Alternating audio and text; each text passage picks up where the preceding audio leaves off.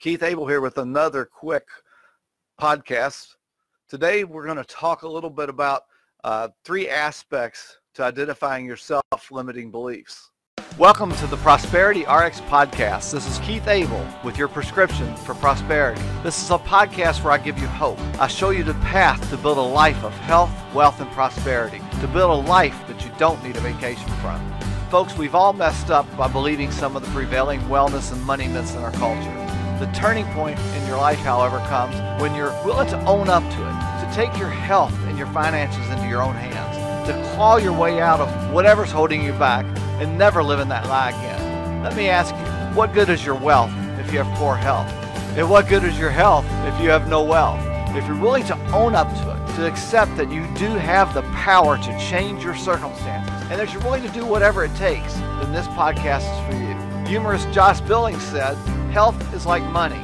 We never have a true idea of its value until we lose it." You truly can change your life and start on the true path for good health, financial peace, and prosperity. So let's get on with the show. Limitations seem real when we lack faith and belief. With faith and belief, anything is possible. People have these limiting beliefs of, I'm too old, I don't have enough experience, or someone else has probably done this already. These are just some examples of self-limiting beliefs that can prevent you from achieving your goals in business or in life. There's plenty more limiting beliefs out there, and you probably got a few of them yourself. We all do. Limiting beliefs are those beliefs about ourselves which constrain us in some way. Just by believing them, we think or do or say things that inhibit us. And in doing so, we impoverish our lives. Limiting beliefs are often about ourselves and our self-identity.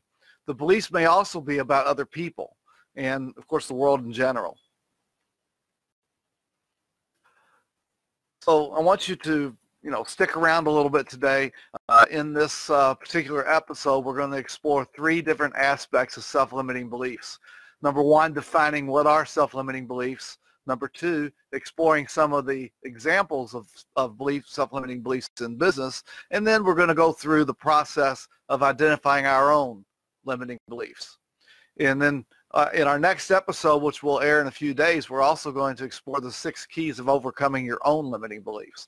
So stay tuned for that. Subscribe, like, follow, whatever you need to do so you can get a copy of that when it comes out. Now, this could be a very powerful exercise for you. If you've been trying and failing to reach certain goals that are important to you, it could be due to self-limiting beliefs. And what's worse, you may not even be aware that you hold these beliefs, let alone know how to overcome them. So if you're ready to take a big step forward in achieving what's important to you, let's get started by looking at the limiting beliefs that are within us. What are self-limiting beliefs? To put it simply, self-limiting beliefs are assumptions or perceptions that you've got about yourself and about the way the world works around you. These assumptions are self-limiting because in some way they're holding you back from achieving what it is that you're capable of doing. And that's just kind of a quick overview, but let's kind of unpack it and examine each of the different components that are involved with self-limiting beliefs. And we're going to start with beliefs and how those beliefs are formed. Now, from a very early age in childhood, we begin to form beliefs about the world and our place in it. Our brains are very good at spotting patterns and making associations, so we constantly process the stream of information around us in the world and use it to form beliefs about ourselves. Generally, the purpose of belief information or belief formation is to help us understand the world and actually help us to stay safe. Early in childhood, these beliefs are usually based on our own experiences and shaped by our parents and the other dominant figures that are in our lives. If I hit someone, I get punished. So hitting people must be bad. If I say please and thank you, then I get a reward. So being polite must be good. Now, as we get older, we start to form more complex beliefs, and we're able to draw on a much wider range of sources, such as books and movies and TV advertisements, the behavior of our peers, etc. Nevertheless, the core beliefs that we formed as young children can be very powerful, and even when we encounter new information or new explanations, we often cling to our old beliefs. For example, a young boy with hardworking parents who are often absent may form the belief of, I'm not good enough for them, to want to be home with me. And then later he may come to understand that his parents work hard for a lot of different reasons, including their love for him and including their desire to provide for him. But that early belief may be so deeply ingrained that he continues to hold on to it throughout life. Now, part of the reason for this is that we don't like being wrong. Once we've formed a belief, we tend to look for more evidence to support that belief and to discount contradictory evidence. This gives a stable foundation for understanding a world that would otherwise be very confusing to us. But it also means that beliefs can be tough to get rid of, and even holding us back in our life. So why do some beliefs become self-limiting? As we've discovered, belief formation starts early in life, and once beliefs are formed, they're quite resistant to change. That should go a long way to explaining why many of our beliefs are limiting us. Patterns that we observe as children and that helped us to navigate kindergarten and elementary school and navigate us through the playground. They might not serve us as well in the adult world. But if you grew up in an abusive or neglectful environment, it should be pretty clear that you have a lot of toxic beliefs about yourself. But even if you grew up in a loving home, you could end up with limiting beliefs. Parents who support you and jump in to defend you from every playground enemy can leave you with the belief that you're not capable of resolving your own problems. Overpraising can lead to the belief that praise is not trustworthy. So beliefs aren't facts. They may or may not be true or helpful, but they still dictate the way that we behave in life. If we believe that we're not good enough, we won't put ourselves forward for promotion. And seeing someone else get promoted ahead of us then reinforces that same belief. So beliefs like that are self-limiting. They limit our horizons and hold us back from doing things that we want to do. Let's give some examples of self-limiting beliefs in business. So, let's move away from childhood and the limiting beliefs from childhood, and let's take a look at how some of these self-limiting beliefs apply in business. Now that we've got an idea of where beliefs come from and how some of them can be limiting, let's fast forward to the adult world and look at the real impact of self-limiting beliefs when it comes to achieving our goals, particularly in business. Beliefs lead to actions, or in some case, lack of action. We saw an example of that at the earlier with missing a promotion and someone else getting promoted above us. So let's look at some more self-limiting belief examples that could prevent you from achieving business success. One would be the I don't have enough experience or qualifications belief. This is a really common limiting belief. We often believe that we need a resume as long as the War and Peace novel before we can even think about moving forward in our careers. There are particular situations in when this is a real issue. You can't be a doctor without a medical degree, for example. But there are plenty of situations in which it's a limiting belief based more on lack of confidence or feelings of inadequacy than on the reality of business. All of us start out with no experience. So if you can't get your dream job, get a job that gets you closer to it. If you need qualifications, try to find a way to get them. In entrepreneurship, lack of experience is rarely a problem except in the mind. To take a simple example, Mark Zuckerberg, he had no experience running social networks or indeed running any kind of business whatsoever before he founded Facebook. And look at many of the successful entrepreneurs out there, and you'll find people whose only real qualifications were confidence and determination. Another belief is someone else can probably do this better than me. Have you ever had a business idea only to give up on it because you thought someone else had probably already done it or could do it better than you? This is another limiting belief. Sure, there's always going to be competition out there. and some of your competitors are of course going to have more resources or will do certain things better than you, but you can still find your own competitive advantage. I'm too old or I'm too young. That's another limiting belief in business. Yep, this can go either way, which is a hint that it's probably not true. Some of us believe we're too old to start a business or pursue whatever goal that we've got in mind, while others believe we're too young. I want you to think about Colonel Sanders. He didn't start his Kentucky Fried Chicken franchise until he was 65. And you can find all kinds of examples where people started late in life to achieve their dreams. The reality, of course, is that age is no barrier except in your mind. The next one is the I don't have the money belief. And lack of capital is, of course, a real barrier in business world. But there are often ways to bootstrap a business without much money. In fact, I can show you how that you can pick your passion and then start a business around that passion for less than $1,000. Another one is I don't have the time. The lack of, just like the lack of money, lack of time can be a real problem for people.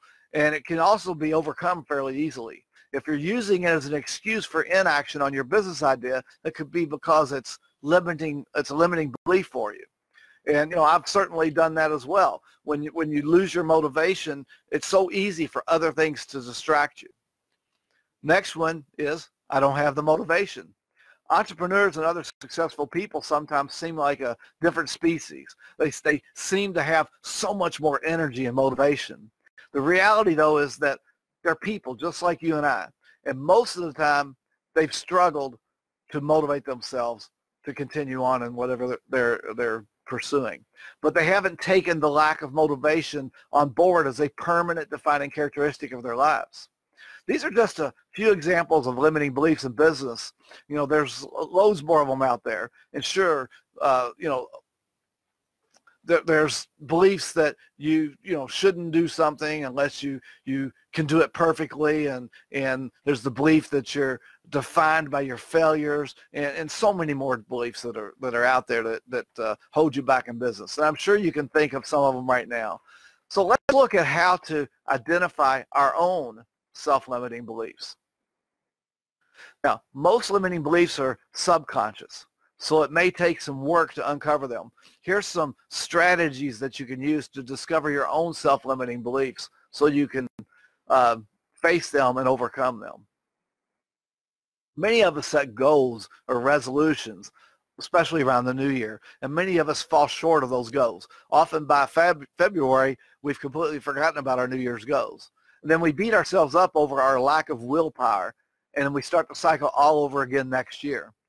If that sounds like your experience, it could well be that limiting beliefs have held you back from achieving your goals. So lay the blame aside for now and try to analyze what went wrong for you. Here's some questions that you can ask yourself.